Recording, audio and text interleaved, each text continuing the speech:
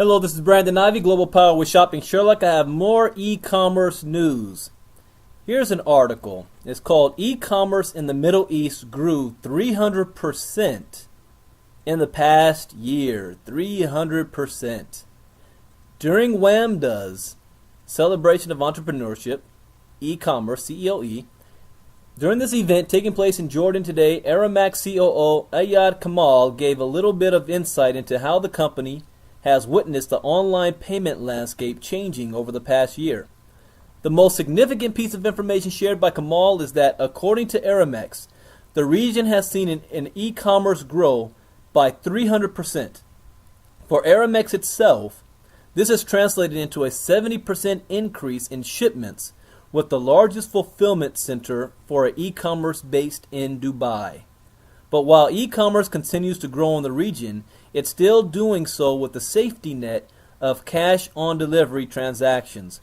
Only 30% of these purchases are actually being bought using online payment options, while the remaining 70% are attributed to CODs.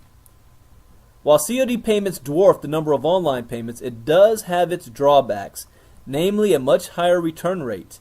Items purchased using COD payments are returned 7 times more than purchases made using online payments.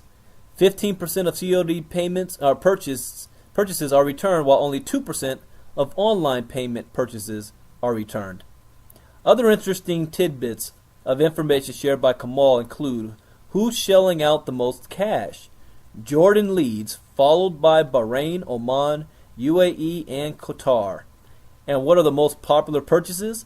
Apparel and gadgets. Aramex's Shop and Ship service, which allows customers to purchase items from stores in the US, UK, and China which don't deliver to the region, has also recorded some pretty impressive numbers. Shop and Ship processed a whopping 2 million shipments on orders placed on e-commerce sites in the past year. Kuwait leads the pack as the biggest market for this popular option, followed by Saudi Arabia and the UAE, United Arab Emirates. Setting the Shop and Ship service aside, when it comes to e-commerce in general, the biggest markets are in the UAE, Saudi Arabia, and Egypt. It's also interesting to find that while major cities are often the hub of e-commerce transactions, in Saudi Arabia they buck the trend with over 50% of the country's e-commerce customers living outside the main cities. So you got to understand something here. When you go to the Middle East, you don't see a Walmart on every street corner. There's not a Best Buy in every city. There's not a Sam's Club or a Costco. So they purchase items online and have them shipped to them. And up until now, they couldn't purchase items from other countries because they weren't allowed shipping in their country. So some guy had a bright idea to start a Shop and Ship service.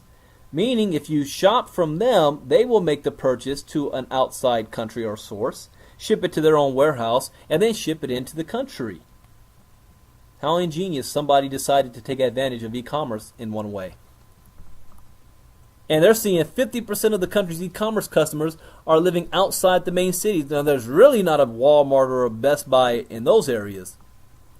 Kamal added that Aramex is launching the Middle East e-shopper index, where it will be releasing e-commerce trends and figures throughout the region with a biannual report. Aramex's figures fall in line with the reports that have preceded it, which continue to predict a regional e-commerce boom. With Aramex customers continue to show a preference for COD payments, this is a trend which some expect will steadily decrease. Speaking about the shift in online payments last month, Mohammed, the CEO of the recently acquired e-commerce site, let me go back and read that again. Recently acquired e-commerce site Sukar.com said the online marketplace is mirroring the offline marketplace in its acceptance of credit card and other prepaid online channels. People in this region preferred cash over cards for a long time, but once the fear of credit card scams waned and everyday usage increased, that's when retail really took off in this region. More signs of the times.